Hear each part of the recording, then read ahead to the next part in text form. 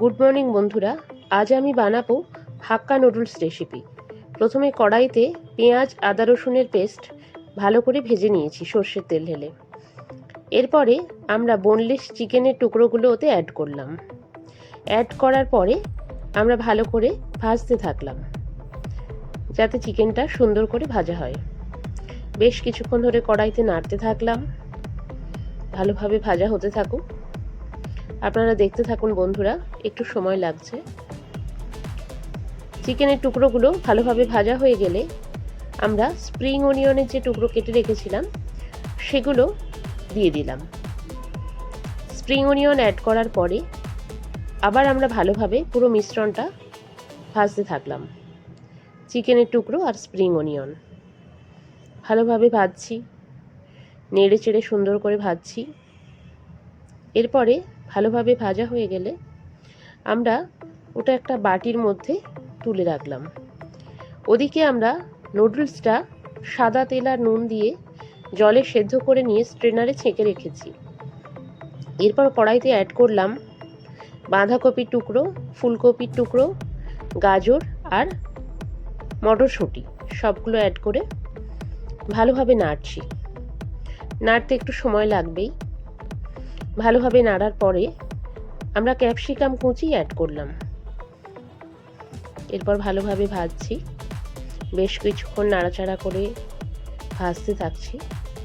ভাজার পরে যে চিকেন আর স্প্রিং অনিয়ন ভেজে রেখেছিলাম সেটা কড়াইতে অ্যাড করে দিলাম। তারপর ভালোভাবে সমস্ত কিছু নাড়তে থাকলাম। বেশ কিছুক্ষণ নাড়তে হবে, এটা একটু সময় সাপেক্ষ ব্যাপার। যত ভালোভাবে ভাজা হবে তত টেস্টি হবে। ইতিমধ্যে আমরা একটা বাটিতে 3 টিস্পুন কর্নফ্লাওয়ার নিলাম। তারপরে ওতে কিছুটা জল অ্যাড করে ভালোভাবে মিশিয়ে নিলাম। ভালোভাবে মেশানো হতে থাকলো। এদিকে কড়াইতে ওই যেগুলো নাড়ছিলাম তার উপর নুডলসটা অ্যাড করে দিলাম। নুডলসটা অ্যাড করার পরে ভালোভাবে মেশাতে থাকলাম।